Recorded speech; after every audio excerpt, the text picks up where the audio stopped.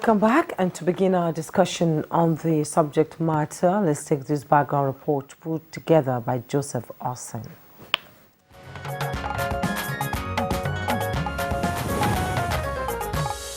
Quality medication is an integral part of healthcare system aiding treatment of ailments.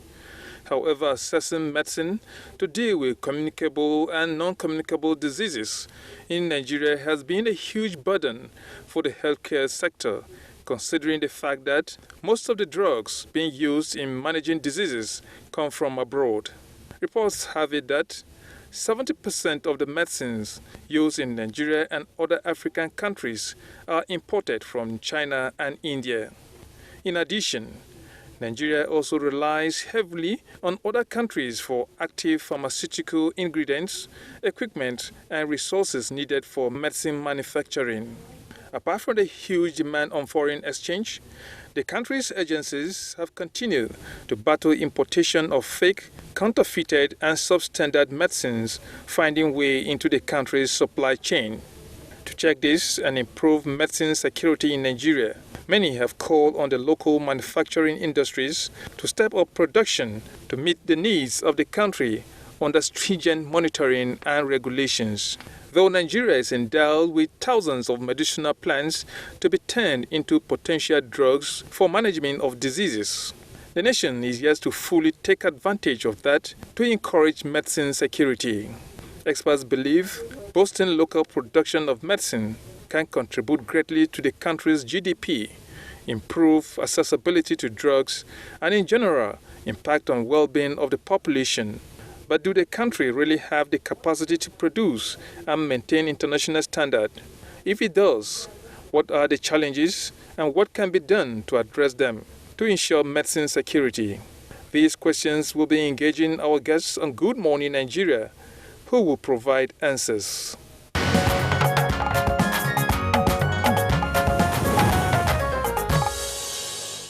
And to discuss the topic, first let me introduce here in our Abuja studio pharmacist Zainab Judo Sharif, Director and Head of Alternative and Complementary Medicine, Federal Ministry of Health. Thank you, Zainab. Of course, she's a regular on this program whenever we are talking to her. You're welcome. Thank you. It's just that you need to add traditional. Traditional. Yeah, thank you.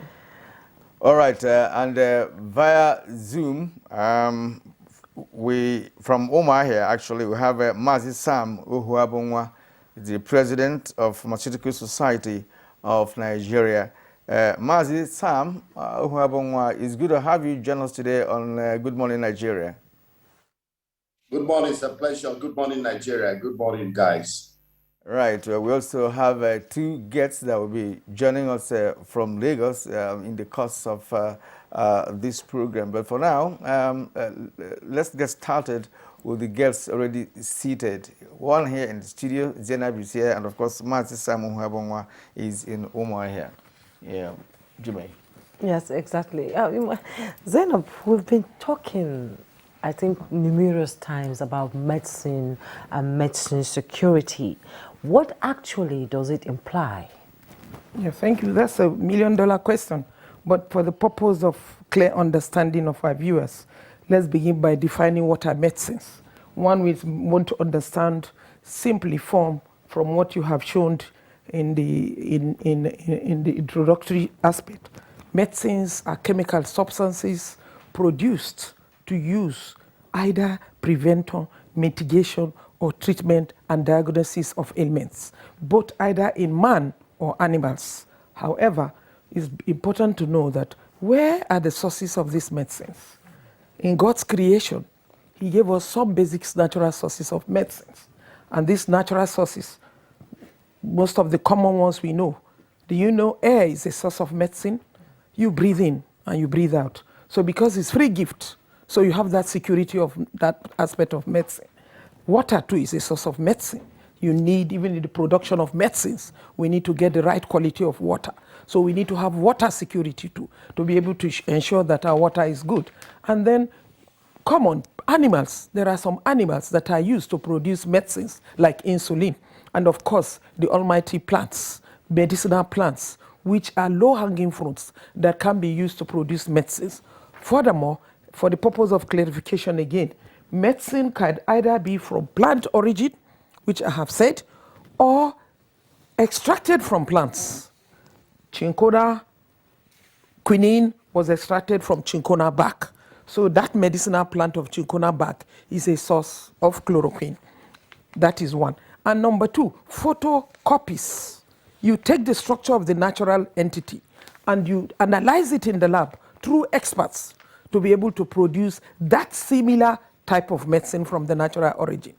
Finally, in the lab, there is a lot of laboratory scientists working to be able to produce medicine synthesis. This is the process. So with these diverse ways of producing medicine, Nigeria has no option to look at the one that has more advantage nearest to it in the terms of low-hanging fruits.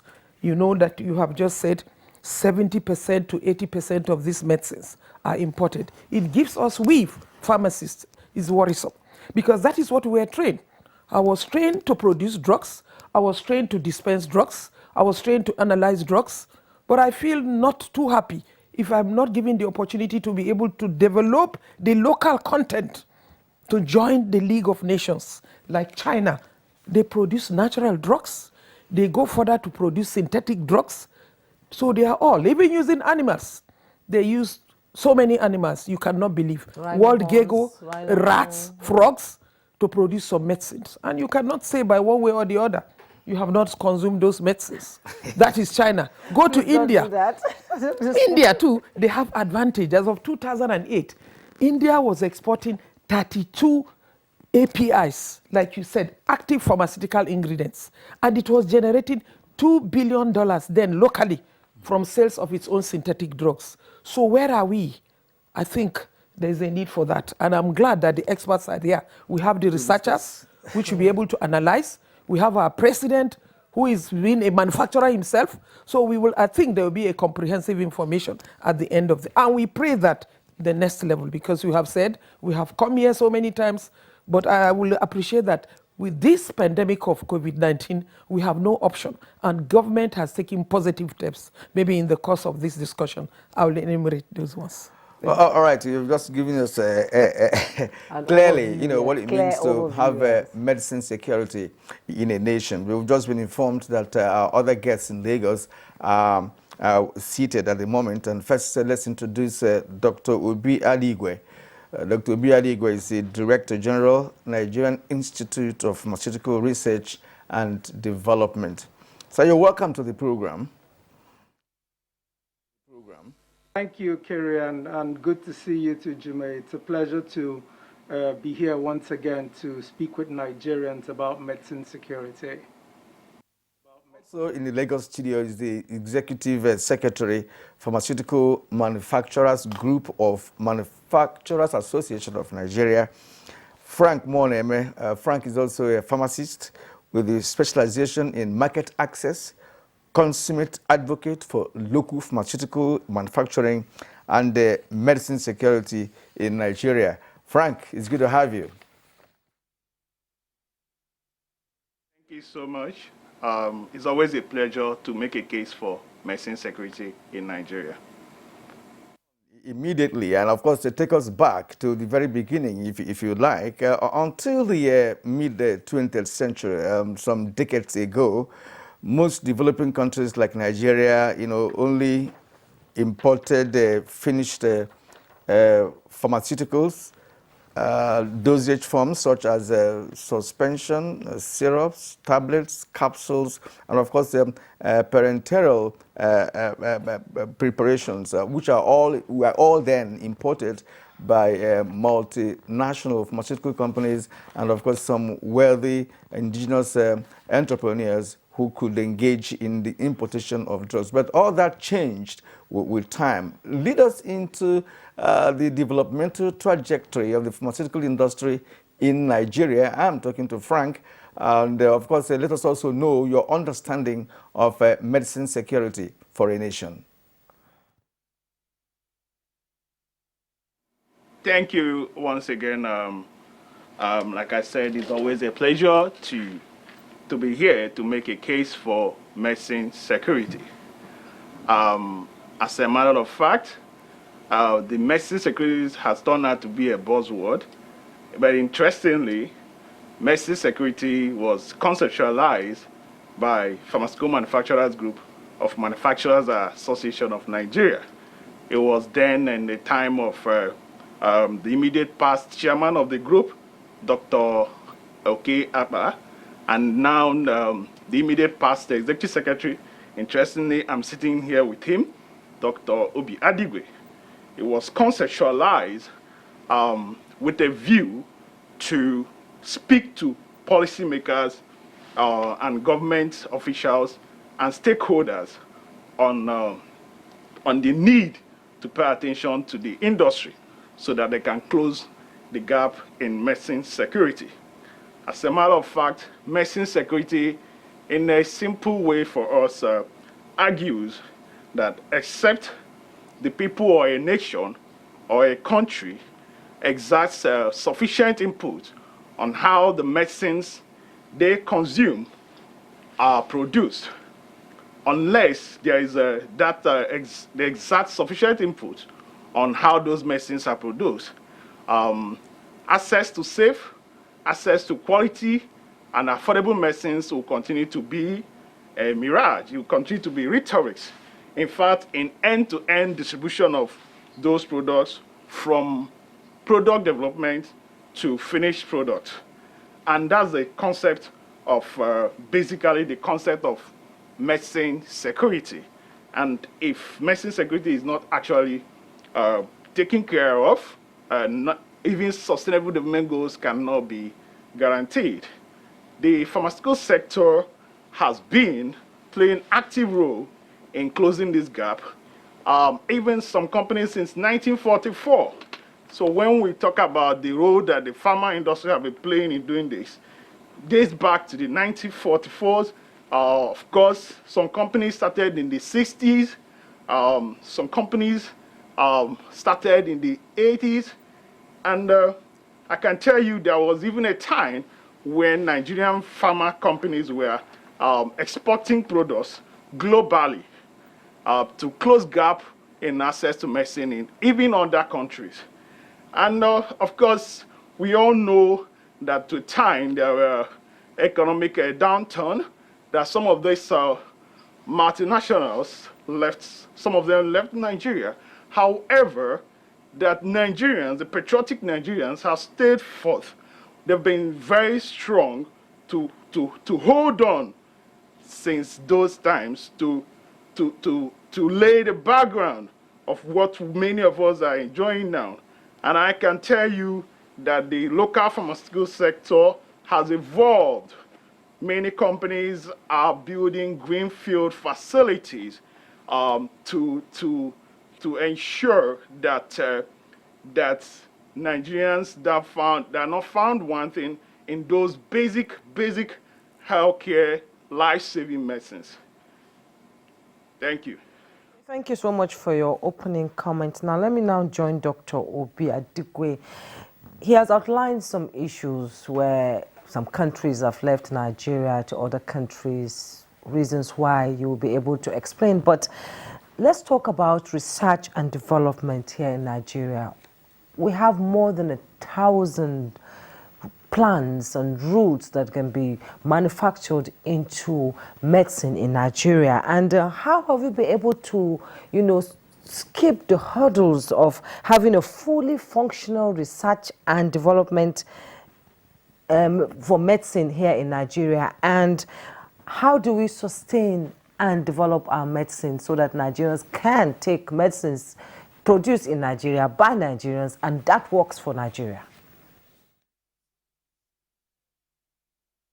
Thank you very much, Jume, for that question. In your intro, one of your correspondents questioned the capacity of manufacturers in Nigeria to produce quality medicines that will be adequate for consumption of Nigerians. I can tell you categorically that in terms of capacity, there is no question as regards whether Nigerian manufacturers can fulfill the needs of the Nigerian population. Frank, the executive secretary of PMG-MAN, let the cat out of the bag when he mentioned that prior to my appointment as DG NIPRID, I was actually wearing the cap that he's wearing currently. And in that role, I traveled across various factories all over Africa, in Asia, in Europe. And I can tell you categorically that what we have in Nigeria, nobody else has the kind of potential that we do in this part of the world. 4 years ago, more than 4 years ago, I gave a press conference specifically to The Guardian on the 30th of April 2017. And I said that production of medicines to address local diseases is the ultimate aim of any nation with robust strategies to address healthcare challenges. Unfortunately, despite the great potential of the Nigerian pharmaceutical manufacturing sector, relevant policies and partnerships have either not been properly articulated or implemented to stimulate local vaccines production and medicines manufacturing. Currently, Nigeria has over a third of all medicines manufacturing plants on the continent. We also have the highest number of relevant international quality certifications and awards in this part of the world. These are significant resources that can be leveraged within the right policy framework to expedite local vaccines production, not just for the nation, but for the entire continent. I made this statement close to half a decade ago, but the points I put out are valid even today. And you don't need to take my word for it. Google Dr. Obi Adigwe and medicines manufacturing. You see it there on the internet. Now, coming down to your question, Jume, it hurts me when people question the kind of capacity we have as researchers and scientists here. The institute which I lead, the National Institute for Pharmaceutical Research and Development, is peopled with world-class scientists. And over again, we've demonstrated it. We're the first agency of our kind to gain both the ISO 9001 and ISO 17025, which means that our analysis, our activities are world recognized. We're the first agency to develop a phytomedicine for sickle cell anemia. That particular phytomedicine is in use in 44 countries. Even during COVID, we're the first agency that undertook the analysis of the product from Madagascar and published our results. First agency worldwide. And based on the work that we did in NIPRID, we saved millions of dollars, countless lives, and ensured that the efforts were purposed to the right direction that are currently bearing fruit. We're the first agency to talk about a product which is currently being put forward for COVID-19, Niprimune. We've had that product listed by NAFDAC. We're now going to clinical trials. So the capacity is not the issue, Jume. We have the capacity. What is lacking is the funding, the resources, and most importantly, the correct philosophy. Most importantly, the correct philosophy. In terms of funding, the Nigerian government has recently boosted funding to NIPRID. At the early part of the COVID pandemic, I personally engaged the Speaker of the National Assembly, Right Honorable Femi Gbajamiamila. And even without taking my mask off, he said, I recognize you, valid point, pharmaceutical sector will be prioritized, and they've backed it up. But guess what? Nigerians and Africans have a way of abdicating their responsibilities for government alone. Development of the pharma sector is not what government can do alone. And I'll give you a good example. One of your intro statements talked about active pharmaceutical ingredients.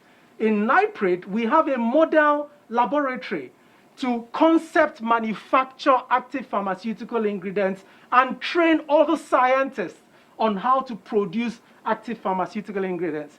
That particular concept laboratory just needs a little bit more funding to get it operational. And when COVID started, We wrote to over 30 philanthropic organizations based here in Nigeria. We wrote to development partners and said, this is of value because India has just banned APIs. So if we can get this upstream, what it means is that we'll be securing our own medicine supply for our people. And out of the 30 people who we wrote who were philanthropic organizations and development partners, not one of them engaged us. Guess what? Using the same proposal, we wrote to 4 continental development banks. I have presented to the presidents of 3 of them. And one of them has taken it forward where all the proposal on APIs has passed 4 levels of approvals and is now waiting for the board chairman. So I don't understand how someone sitting in Abidjan, someone sitting in South Africa or in Egypt can see value in a proposal that has been raised by NIPRID. And yet, the philanthropic organizations in Nigeria, who them and their children will die if the medicine supply is cut off, cannot see value in funding the research that's going on in NIPRID. So whenever I talk about this, I really get passionate, and I sometimes it doesn't make for a good discourse. But capacity is not the issue, Jume. The issue is that Nigerians, Africans need to understand that unless you take responsibility for your own healthcare, unless you take responsibility to assure access to medicines for you and your people, WHO, nobody is going to come here and do it for you. Obi, from your voice, I can hear that it's quite frustrating not being able to get funding for research and development of medicine in Nigeria. Okay, thank you so much. We'll come back to you so that we talk about how the capacity is affected by lack of funding. Kyria. All right, really, I can feel the passion and the energy of Adigwe in that explanation. We've had you several times on Good Morning Nigeria where I have laid out all these explanations with respect to what we should do to be able to fund research and development, especially in the area of medicine. But then there are other things lacking. You talked about the issue of capacity, that we have the capacity. Perhaps we have the capacity, but then we have over 115 registered pharmaceutical companies in Nigeria, and I am going to ask this question to Mazi Ohuabunwa. We have these companies in Nigeria manufacturing analgesic, anti-malarial, vitamins, including antibiotics and syrups and what have you. Yet, it is also noted that we depend largely on imported medicines in this country as a date. Why is it so? Even a situation where we have the professionals, we have the capacity. Well, thank you, Kyria, and all the people, Jamai, and everybody on the panel this morning, my colleagues from Abuja and Lagos. I believe that there are issues that affect the output or the accomplishment of any objective. First is, what is the national policy direction? What is our philosophy? What is our vision? What do we want to accomplish? Most times, you without a proper defined vision, you won't even know whether you are going in the direction or you're going in opposite direction. Nigeria had developed a vision statement for drug availability way back in the 70s when we were into long-term planning. When it was said that by now, Nigeria should be producing over 70% of its needs. That was policy. Now, when you make policies also have to be backed by action. As Adigwe said, the actions will come from both sides, especially if both sides are sold on the vision, the public sector, the private sector. If both are brought into unanimity of vision and then rules defined, what is the job of the public sector, what is the job of the private sector, the NGO sector, that's how you need to build a vision. You don't take people to jump on board just without knowing where they're going and what will be their benefit, either corporate or individuals. So I think our vision has not been enforced. Number two, we have regulatory problems. Regulatory problems that even the products for which we have the capacity to produce in Nigeria, like you just reeled out, full capacity. Yet these products keep entering into the country. They enter into the country sometimes because the national ethos is that people still like to use imported products for whatever reason, even when there's a capacity. Secondly, the regulatory framework allows these things to happen. Most of our ports until recently were not manned by NAFDAC, and so things that shouldn't come in came in. And of course, these are when you talk about legal ports, there are many legal ports, many ways, land borders through which pharmaceutical products and other products are smuggled into the country. So that is depressing local production, because everybody will tell you it's cheaper to import from China, it's cheaper to import from India. Yes, because those countries do not have the same challenges that manufacturers have here. In India, in China, electric energy is taken for granted. That is always available. Other infrastructure are taken for granted. Then above all, they are manufacturing large volumes. They are manufacturing for export. In fact, in some of the countries, their exports are subsidized so that the products become cheaper in the international market. And a situation where people are allowed to use that reason to import even products who have full capacity becomes a major issue. So there's a regulatory problem, and then there's also the lack of understanding of the quality that Nigeria produces is also similar to the quality produced abroad. Of course, some of these people are also worried about the incidence of so-called fake or counterfeit or substance drugs in our market. So they become suspicious. I know one doctor who will buy no products in Nigeria. He goes to the UK and imports his products and returns with them to his clinic, no matter what you tell him. Because maybe in the past he had a problem of where his patient had issues because he took a substandard product.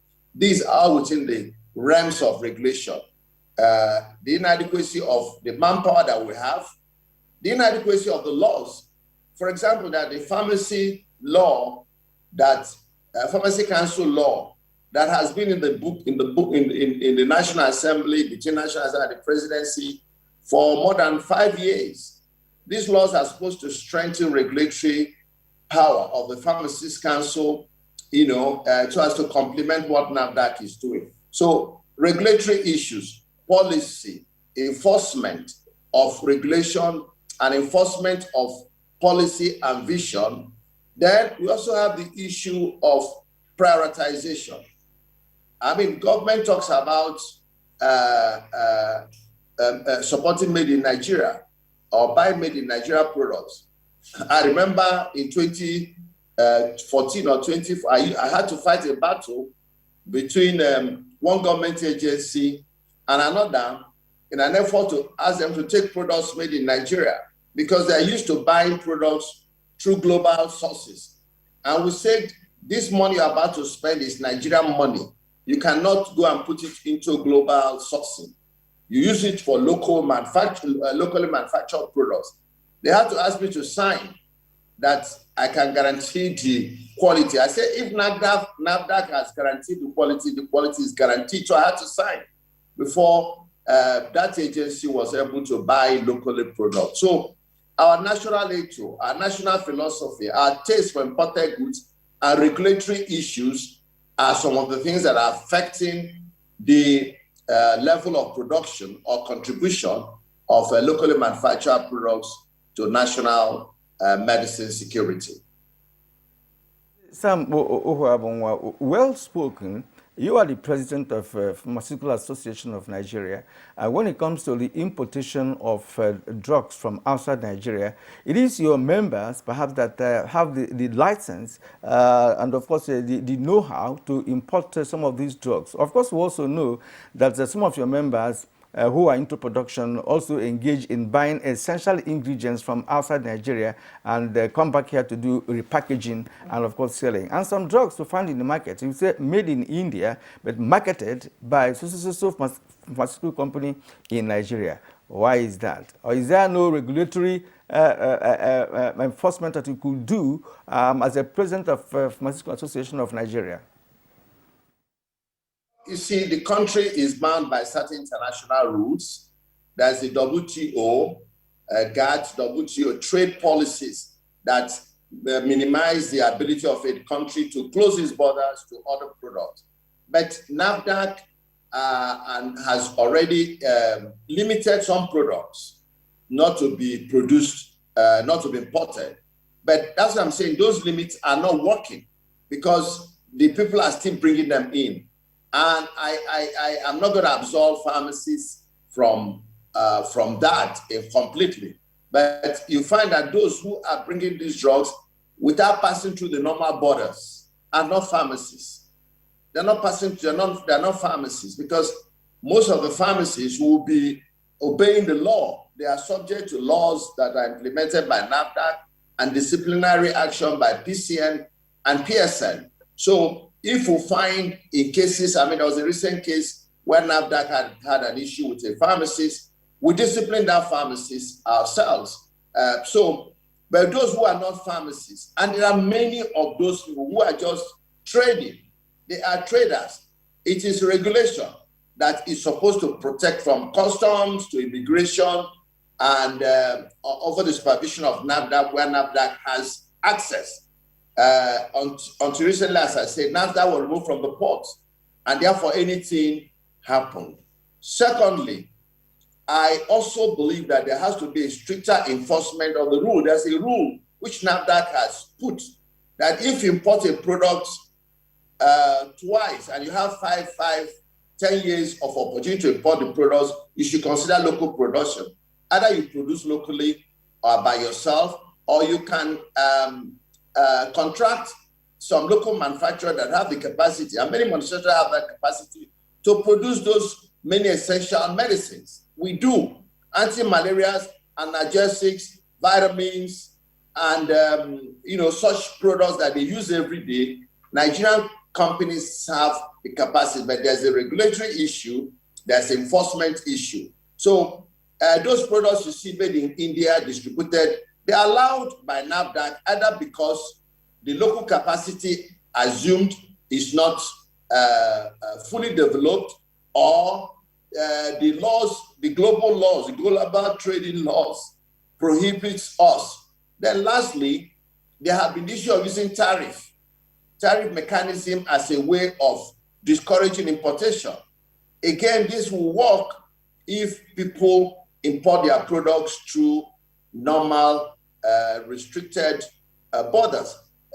For example, importation of pharmaceuticals is restricted to one port, but you can find these products going through other ports legally and illegally. So I think enforcement is critical, both from the point of NAFDAC insisting that if you've imported a product that has local availability or local capacity, after 10 years, produce locally or stop importing. That's another regulation which was not being implemented, but the DG of NAFDAC is now trying to restart it. And if that is done, it will help to reduce this penchant of everybody going to India or going to China to bring low-priced products. And then they tell us that Nigerian products are expensive. Of course, Nigerian products sometimes are not competitive because of these things we spoke about. Energy, infrastructure deficit, multiple taxation, provision of everything for yourself, including road and security. So I'm hoping that if enforcement improves, regulation improves, then we will have a better situation where we can then meet local needs of those products who have the capacity. As Adigwe said, we have large capacities, idle capacities in these areas. We may not have enough parenteral capacity for producing IVs. We may not have enough capacity for producing vaccines. but we have capacity for virtually, I mean, we've been manufacturing in Nigeria for more than 60 years. And therefore, by now, we ought to have gotten to the level which the framers of our policy saw in the 70s and knew that by 1990, year 2000, we should have reached this area of capacity utilization and increased local production. Sam, thank you so much for outlining so many points there. Pharmacist Zainab, he has talked about enforcement of regulation, national policy direction, implementation. Yeah. All this boils down to hindrance in medicine security in Nigeria. You were listening to him. You are in the thick of things, being in the Ministry of Health and all that. Yes. So what is happening? I listened attentively, but let me start by saying that we all know that medicine is a good business. It's a multi-million-dollar business. But however, it is not all tied up all the way through. We must look at what has government done. What has it done, the little it has done, or what has it done to be able to protect what we have said in terms of medicine security. The establishment of, in 1989, of the Essential Medicine List is a document which is commonly used. The purpose of that document, Essential Medicine List, any essential medicine is a medicine that meets the needs of majority of the populace of Nigerians. And that means for it to be qualified as a essential medicine list, it needs to be affordable, available, qualitative. And that leads to the proliferation of pharmaceutical industries, because basically these essential medicines were now termed generic medicines in the sense that you can produce these essential medicines. So most pharmaceutical medicine companies were able to go into production of this basic essential medicine. So that document, which has been reviewed, the Essential Medicine List, is now, we are even undergoing the 8th revision, the 8th edition of it. So that has made it easy for manufacturers to be able to bring in at least the essential medicine, which are mandated then and are still being used in all health institutions. Public health institutions, when you go, they give you all those essential medicines. This is due to the policy of government, and it was able to meet at least the desired needs of our people. Furthermore, there was a document also which is currently, it has been reviewed, the National Drug Policy. The National Drug Policy was established to be able to check and encourage the local production. Some of the objectives of the National Drug Policy was that it was estimated by 2010, Nigeria should be able to produce its own drugs locally.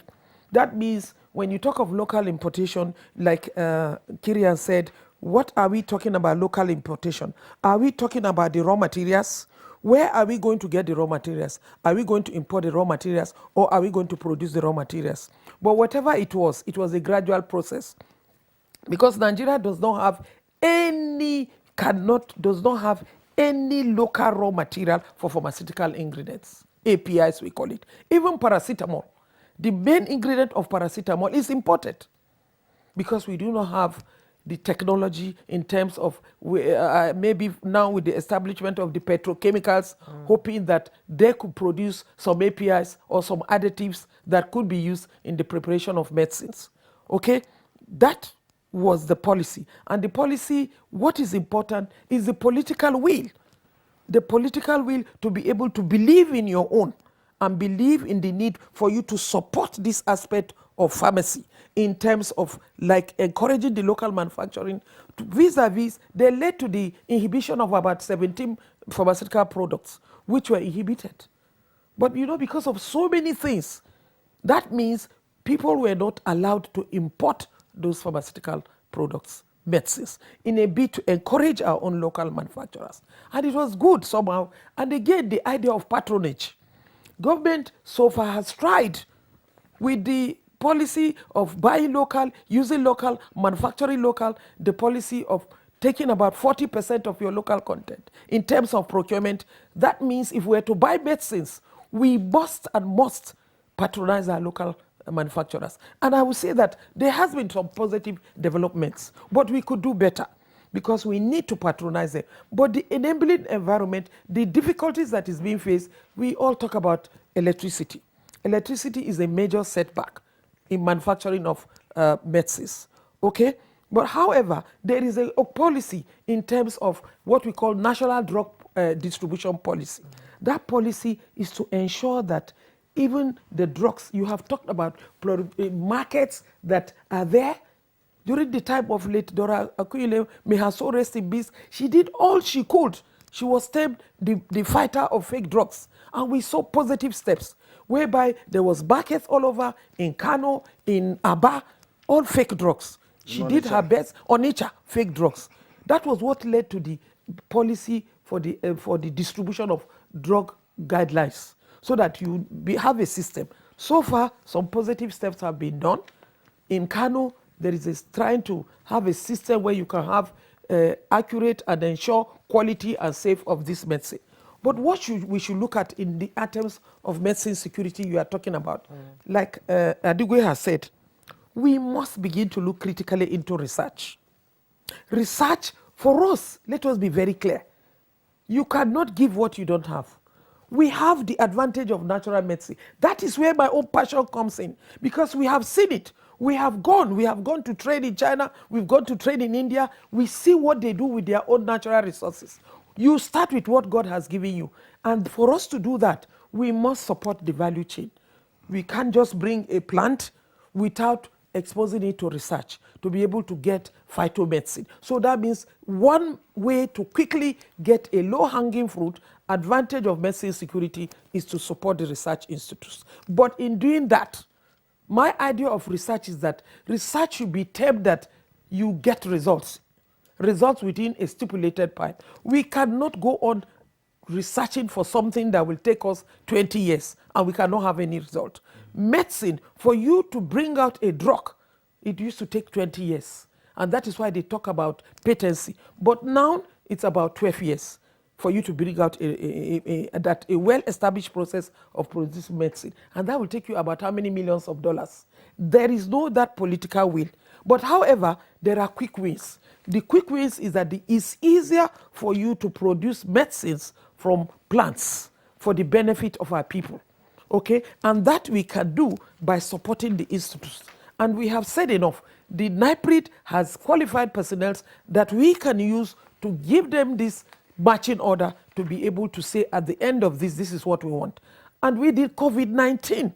We have seen practitioners who have brought medicinal plant products. What we needed to do is that the Chinese, the Indians, 45% of our medicines came through traditional medicine research. So we cannot, but also look at our own content. And some of these traditional medicine, they have their products which we should subject them to analysis, subject them to clinical trials, so that we too can be proud Africans. You are talking of Madagascar. It's better to start and fail than not to start. The Artemisia annua Madagascar produce, we cultivated it in Nigeria. What happened? Political will destroy that ambition. By now we would have been able to produce the ACTs, because the raw materials for artemisinin combination therapy is imported. But if we are able to, as a value chain, we grow massive job creation for our people to cultivate artemisia. The research has been done. We don't need to reinvent the wheel. It grows in every part of this country.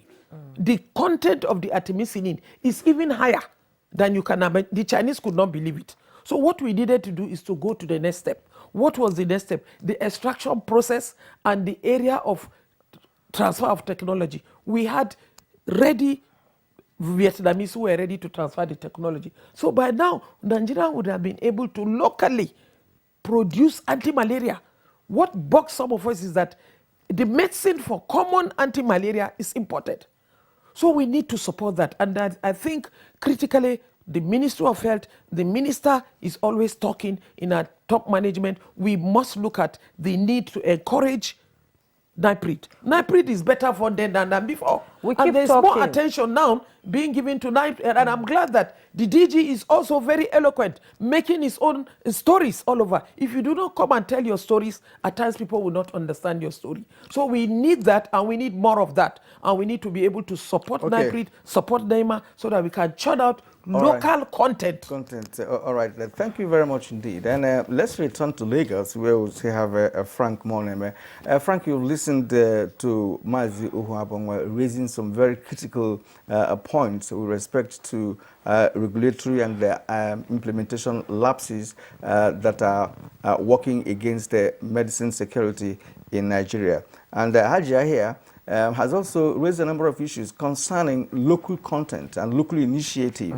Now, what kind of collaboration is needed among the various stakeholders, including pharmacies and drug manufacturers and perhaps researchers, to see how the nation can attain medicine security in the nearest future? Thank you, Kieran. Before I answer your question, I just want to, you mentioned something like packaging, that what we have in one of your submission, you said that most pharma companies, what they do is packaging. I don't agree with you. And most times, these are the challenges I have. Most times I find myself in Fura. Most pharma companies, more than 100 companies in Nigeria, they produce to finish. It's not packaging what we do in Nigeria. What we do is we produce. We'll pass through the products, all the processes that's needed to manufacture pharmaceutical products. And it will interest you to also know that about in West Africa, 60% of the pharma companies are in Nigeria. And it also interests you to know also that about, most Nigerians hold forth to close the gap in access to medicine in West Africa. Coming back to your question, I think what is important, like Mazi Ohabunwa stated, vision. Medicine security policy cannot come in isolation. Most times we'll talk about medicine security in silos. I think very critical is policy. And I say policy, policy, policy, policy. Policy incoherence, how policy implementation, these are very, very key and germane. For instance, if you are not consistent and following up or being faithful in policies, for instance, policy in national drug policy, policy in buy made in Nigeria, of course, the Bureau of Public Procurement Act 2007, and of course the executive order executive order that ensures that you buy made in Nigeria. If these policies are not followed through faithfully, we are not making any headway. And I think most times these policies are developing, for instance, when you talk medicine security, people pay attention, that it has to deal with Ministry of Health. But it's not Ministry of Health. Medicine security, the key actors that should be involved in medicine security, with the exception of those that are here present with us in the studio, the Industry, Trade and Investment Minister, the ministry should be involved, the Ministry of Health involved, the Ministry of Finance, very, very key. Because when you talk about policy, when you talk about fiscal and monetary policy, for instance, let me give you a typical scenario example. You are aware that some pharma companies were given a loan funding, single digit. The idea is to see how they can support them, to be more resilient, to be able to produce more medicines for Nigeria in this time of COVID. But the challenge is, yes, even in most fora we had meeting with CBN governor, we raised so many issues. One of them is that access to forex. And how are you going to ensure that, that industries are protected so that they will make the best out of these funds? But the truth is that we all know the challenge of accessing forex as we speak today. And we'll be saying that the industry must be prioritized. This sector should not be seen, because most times it's being seen from perspective of a business perspective, but the industry should not be only seen from business perspective. They should be seen from social perspective. They should be seen from an inclusive perspective. How are they trying to go beyond making a business case? Most of our members, I can tell you, not up to 5% were able to access this loan. And many are still wondering what happened. And we are believing that this industry has so much to offer, and yet not up to 5% of those that applied were able to access the loan. Even those that access the loan, they are not able to access Forex. Now, you see how the role the monetary policy and fiscal policy plays in making a case for medicine security. Of course, we also look at the tariff regimes. You look at, for instance, let me give a typical scenario again. A situation whereby, before this government came on board, a pharma company, a local farmer, put up a huge investment to manufacture a life-saving product. A life-saving product. The government of Nigeria, our government, celebrated this industry for this innovative idea they've taken part on. And guess what? Barely 3 months after putting up this huge investment, the same government gave approval for such product that we celebrated to be administrative approval to be imported into Nigerian space. And on this blackmail that's always come up from those that import medicines to Nigeria, oh, we don't have capacity, oh, we don't have this. And that is how that company went under, not being able to deliver on these innovative products that we so much celebrated. And that is some of those policies. So it has so much to do with everything, the finance, the regulatory, the research, in fact, I'm also looking at also the foreign affairs and all to be inclusive. Because if you do this policy, if you're looking at medicine security from health perspective alone, you're not going to get it. Most times in a fora, I see people asking, what percentage of GDP is the industry contributing to the economy? That is the reason why they should prioritize the sector. And I say, no, if you can tell me the level of GDP that the Nigerian armed forces are contributing to secure Nigeria, then we'll be on the same page to have this conversation. Because you need to start looking beyond just making a business case. We all are aware the challenges we're having on vaccine nationalization, vaccine inequity. I'm just imagining if those countries did not put up investment policies, off-taker to those companies that are manufacturing, then by today, I guess most of us will continue to suffer from COVID-19. But because some people prioritize and see that there's need to support the industry even when they are producing, even when they are manufacturing, and that helps to build capacity of the industry. And I can imagine if that company was supported, the company that provides life-saving products, if they were supported by the year 2021, I want to believe that they must have gone into another innovation. But when the technologies are not encouraged, innovations are not encouraged, everybody wants to be an importer because, like Mazo Habonwa said, is a cheap route. Why will I go into investing huge amount of money into an industry when I am sure that the outcome is not going to be that positive? Why not go the easier route? And I can tell you, the local farmer, not just that we are closing the gap in access to medicine, we are also creating jobs. An average importer employs, few managers to manage all his distribution network. But a pharma manufacturing company sets up a facility, billions of naira worth of investment, and I can tell you, some of them call, some of the company owners will call you and say, Frank, what am I going to do with this investment I put up in Nigeria? Is it a mistake I made? Is it a mistake?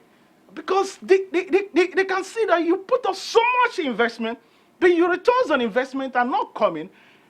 Why can't the person walk the other way and be an importer? But I always tell them, you are a patriot. You are a patriot. And I always see the manufacturers, any pharmaceutical manufacturer in Nigeria is not just ordinary. they should be treated as patriots, because I don't see the reason why I should be producing in Nigeria when I don't see why I should not go the other way, because it makes more business case for me. But because they believe so much in Nigeria and they put their funds in Nigeria, they hire more people in Nigeria. Guess what? When you produce, you're building more capacity. I can imagine if the tempo, was sustained by supporting the industry when people buy from Nigeria, made in Nigeria, when governments follow faithfully the policy of national drug policy to buy from made in Nigeria, and not just that, when you buy from Nigeria, you buy from these industries, you pay timely, because these are some of the challenges. Mr. Frank, thank you so much there. And let's join Dr. Obi Adigwe. They talked about policy, framework, regulatory, and capacity. Let's talk about capacity, which you mentioned earlier with, you saying that things are not working the way it should, getting funding, technology, innovation. If capacity is not well maintained, what happens to our medicine security in Nigeria? These young scientists coming up, if they get better offers to leave this country, what happens to our capacity to produce medicine? Dr. Sam Adigwe. Dr. Obi Adigwe, please. Yeah, thank you, Jume. That's a really, really good question, Jume. When I was appointed Director General of NIPRID, one of the first things I did was to hold a staff forum where I spoke to all my staff.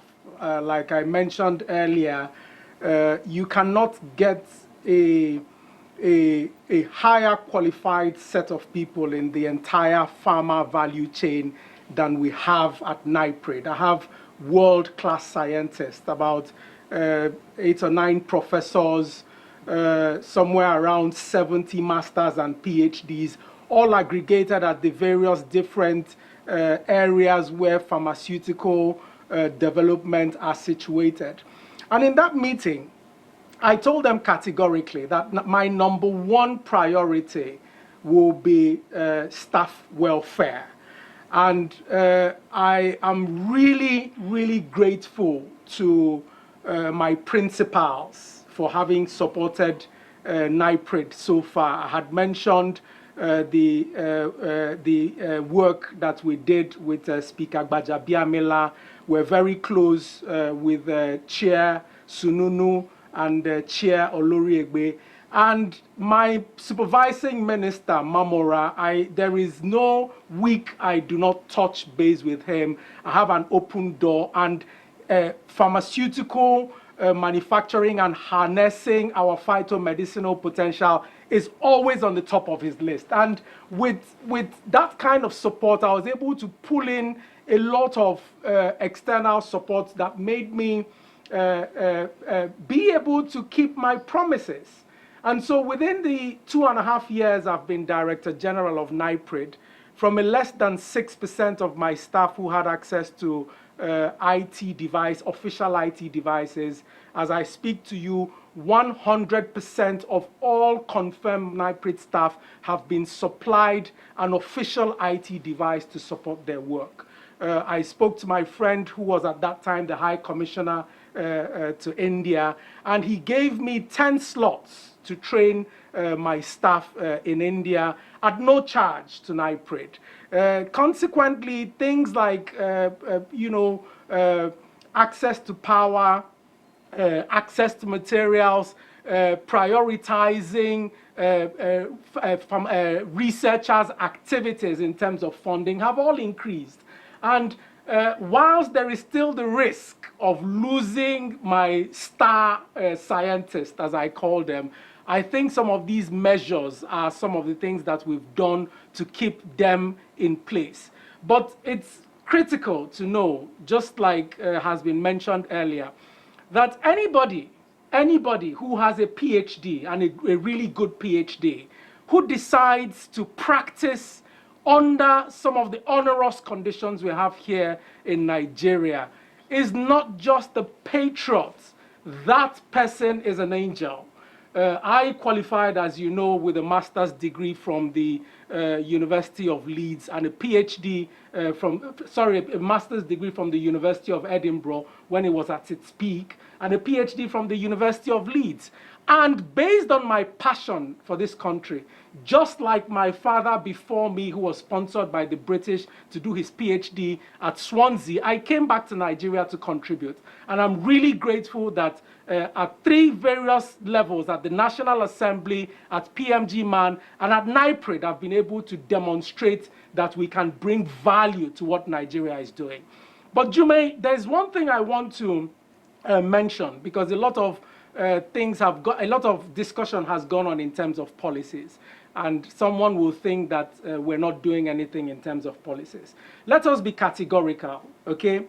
In terms of policies and in terms of an environment that encourages medicine security, where we are today is better than where we were 6 years ago. 6 years ago, we had the common external tariff, whereby products that were imported into Nigeria came at 0 duty, whereas products that were manufactured in Nigeria, people had to pay duty of up to 20–30% for their equipment and inputs. As Executive Secretary of PMG Man, I joined the team that traveled to 15 ECOWAS countries to work towards reversing that policy. 2016, based on our engagement with the government and based on government's receptive ears, we pushed forward the 2016 fiscal policy.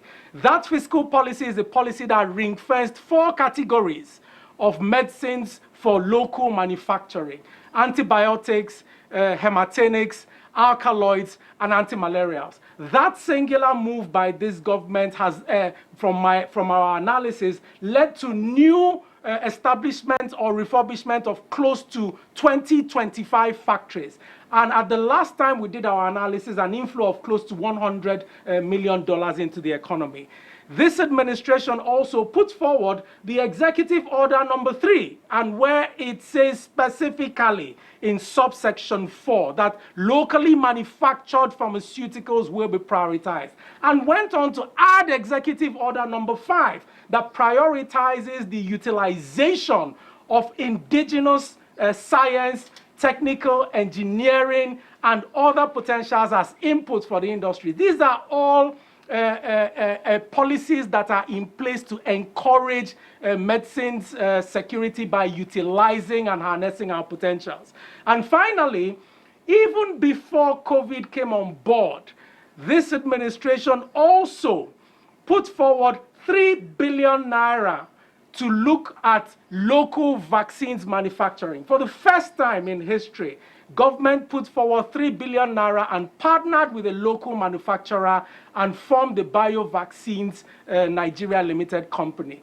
If we had not done that about 3–4 years ago, as at today, we would have been at a negative position, not even ground zero. So these are some of the policies that people should know about and, at least appreciate. Because we say, when you appreciate what has been done for you, more will be done. Now, don't get me wrong, I'm not saying we're at Uhuru, nowhere there. I like how some of the previous debaters and contributors mentioned prioritization. I want to look at prioritization from a slightly different level. In Nigeria, we keep hearing about hundreds of billions that's voted to the food sector, hundreds of billions of dollars that's voted to the security sector, hundreds of billions that's voted to textile. I will be very categorical about this, and if I'm wrong, I will eat my heart. There is no sector in Nigeria who has higher priority than the pharmaceutical sector. First of all, Well, well said. I'm happy that you said this. You know that yes, that's the positive aspect. But you know, initially when we started, you were full of complaints with respect to lack of funding of this particular medical subsector. But be that as it may, we will take a short break. When we come back, we will also begin to look at other perspectives to this conversation. Thank you for staying with us, and please don't go away. Well, you're welcome back. This is Good Morning Nigeria on the network service of the NTA.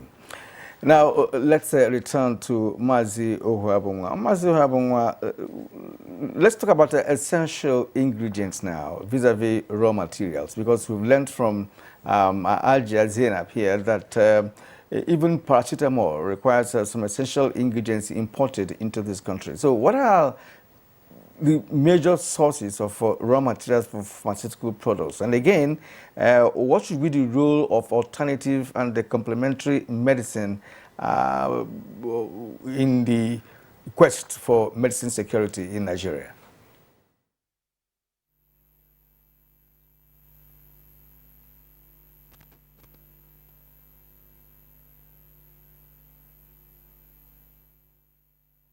Okay, sorry, I said Kiran, thank you so much. Thank you for the opportunity to, make some input in this area. Of course, we have two sources of raw materials for manufacturing. One is local, one is foreign. And even within that, we have two categories. You have the active pharmaceutical ingredients and you have the non-active. I believe that given our level of technology today and the fact that we do not follow through with a very, very, very well done local production plan that, as it was done in the 70s, that envisaged by now the petrochemical industry, chemical industry in Nigeria will have gone into the aromatic phase that we're going to produce pharmaceutical raw materials, haven't passed the first and second phases. But we didn't move with that. I think first because of policy inconsistency, second, economic degeneration, both globally and locally. So we left the investment in that area and focused mostly on nitrogen, urea, and maybe some raw materials that are being used for making plastics. We haven't focused on the halogenation and the aromatic phase. So for now, our ability to produce active pharmaceutical ingredient in the country is low, if not fairly non-existent. So we have to import those pharmaceutical raw materials. But for the what you call excipients, additives, and those things that are used to bulk pharmaceutical products, we have the capacity. And that is where I think is the primary area of focus of NIPRID and the local research institutes and universities. From our local, take for example, pharmaceutical grade starch. Those things should never be imported anymore. So those things can be made locally. There are many things, flavorants, colorants, additives, bulking agents, and such excipients. Nigeria must focus.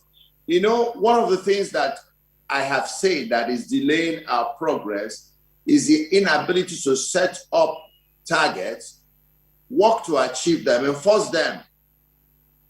I have proposed that NIPRID, for example, should be funded and given specific period and say between now and the next 2 years, between next 5 years, these items we're importing should no longer be imported because we have the substrate, we have the starting blocks with which we can make those excipients. It's a matter of appropriate focus and the right incentives. Certain things can be done by government, certain can be done by private sector.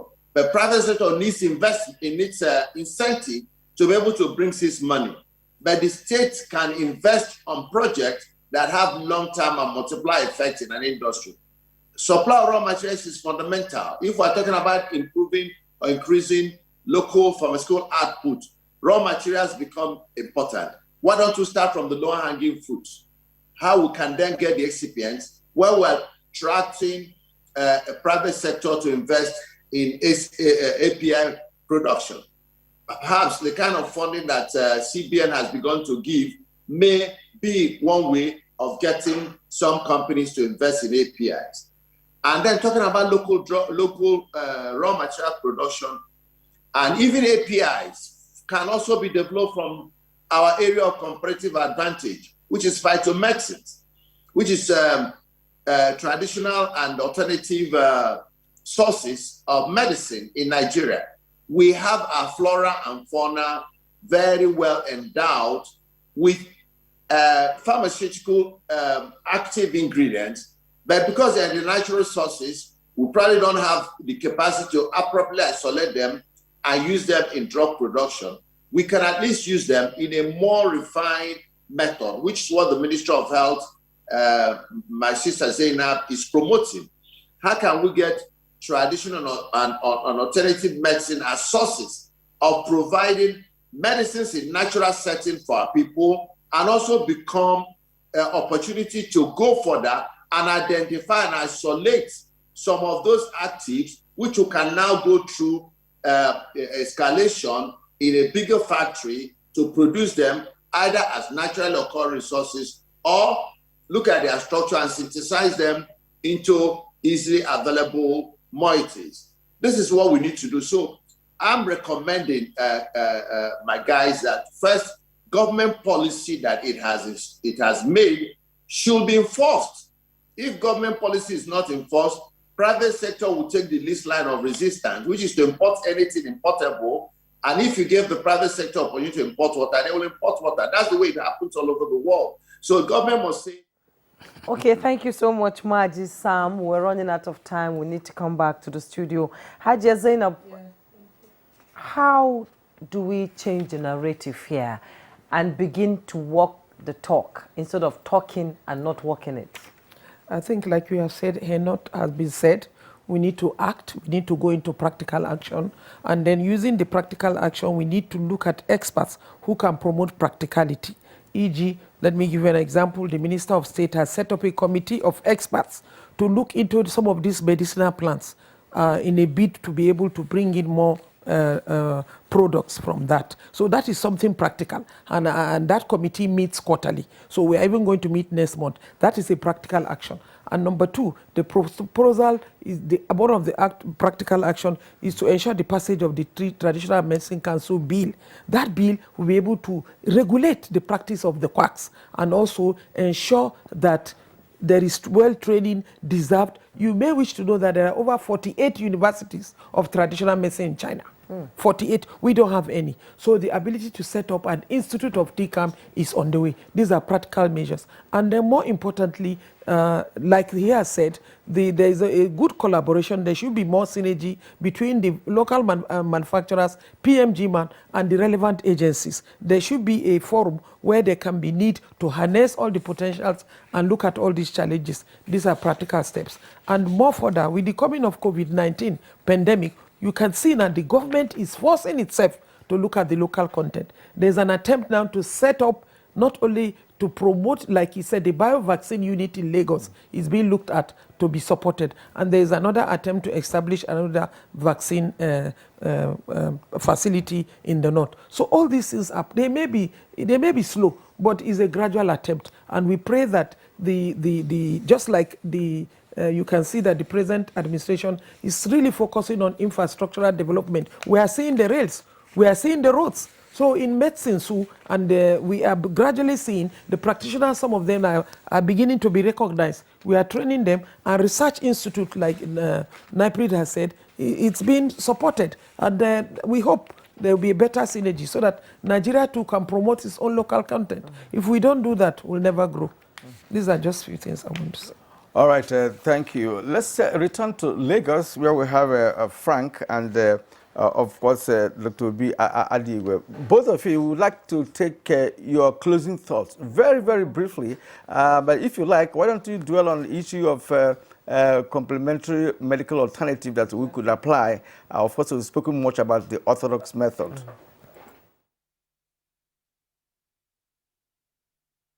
very much, Kirian. I think it's better to dwell on what is most important, and that's changing our philosophies as a people. And in one word, what we need to start looking at is prioritization at 3 levels.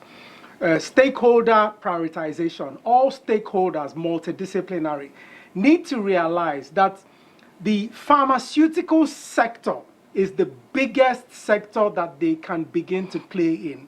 Currently, Africa does $50 billion every year. With the AFCFTA and with the COVID outcomes, that 50 billion is set to grow by 10 to 20%. Unlike agriculture, where you have the East Africans, and solid minerals, where you have the Central Africans and the South Africans. In terms of pharmaceutical manufacturing hub, nobody owns that space now. And nobody is better placed in terms of potential to play that role than Nigeria. So Nigeria has an opportunity to emerge as the pharmaceutical and phytomedicinal manufacturing hub for a market that's going to be worth 50 to 70 billion per annum. That, if put together properly, can contribute somewhere between 15 to 20% of our GDP. That's the message for stakeholders. For government has started well. Increasing budget to NIPRID, increasing attention to policies for the manufacturers, but more needs to be done. And I want to thank people like you and Jume there in the studio for the good work that you're doing. It was on one of these sort of programs that somebody in the highest office in Nigeria saw us and invited us to come and make a presentation. And I'm going to shock the entire Nigeria with some very big announcements very soon in terms of phytomedicines. So more needs to be done. We thank government for what they have done, but more needs to be done. Thirdly, and most importantly, personal prioritization. I give people this story. My 2 daughters were born at Leeds General Infirmary. And while I was doing my master's and PhD in the UK, I used to buy medicines from Nigeria to take it to the UK for them to use. People have this erroneous thinking in their head that if a medicine is made in Nigeria, it is of less quality than that is imported. It's not true. And I'm telling you from personal experience, if you go to the pharmacy and you want to purchase any medicine, ask them first, can you give me the one that's made in Nigeria? That is what you need to do to ensure that you and your family have the highest quality medicines and that you're contributing to the national socio-economic development. Okay, Dr. Sam, Dr. Obi Adigwe, thank you so much. Frank, 1 minute, please. Tell us how we can tap into the huge potentials of alternative medicine in Nigeria for Nigerians. Thank you so much, NTA team. It starts from self-realization. Self-realization that will have the capacity. And I'm using this opportunity. Most times when you find yourself in fora, people talk about capacity. And I'm using this opportunity. I think NTA, I'm personally going to invite you, using this opportunity to invite you to come and take a tour to the pharma industry in Nigeria. Let's just have a kind of documentary that will showcase the investments Nigerians have put up. When I talk about self-realization, it starts from buying made in Nigeria medicines. It starts from prioritizing the sector when Nigerians supply, when the industry supply, you should pay timely because that's how we keep being in business. And I'm also using this opportunity also to thank government for the support they've given, the funding, and of course some policies that they've been faithful with. But I'm also asking that they should do more so that we'll continue to be in business, so that we'll be the hub for pharmaceutical manufacturing in Nigeria. We should be seen as the engine room that closes the gap in access to medicine and also trying to help to balance so much inequality in access to medicine. Thank you. All right. I wish you had dwelt more on the issue of alternative medicine, but time is really not our friend at this moment. So we'd like to appreciate all of you for being part of our show this morning. Pharmacist Zainab Ujudu Sharif, Director of Ujudu Sharif, as Director of Head of Alternative and Complementary Medicine. It's been a pleasure talking to you as always. Thank you. I'm always happy to be here. And of course, Dr. Obi Adigwe, Director General of Nigerian Institute of Pharmaceutical Research and Development, NIPRID. Well, of course, we would like to appreciate you for coming on the program today. And of course, we'd like to thank Frank Moneme. Frank, thank you indeed for coming. Frank is a pharmacist with a specialization in market access and consumer advocate for local pharmaceutical manufacturing.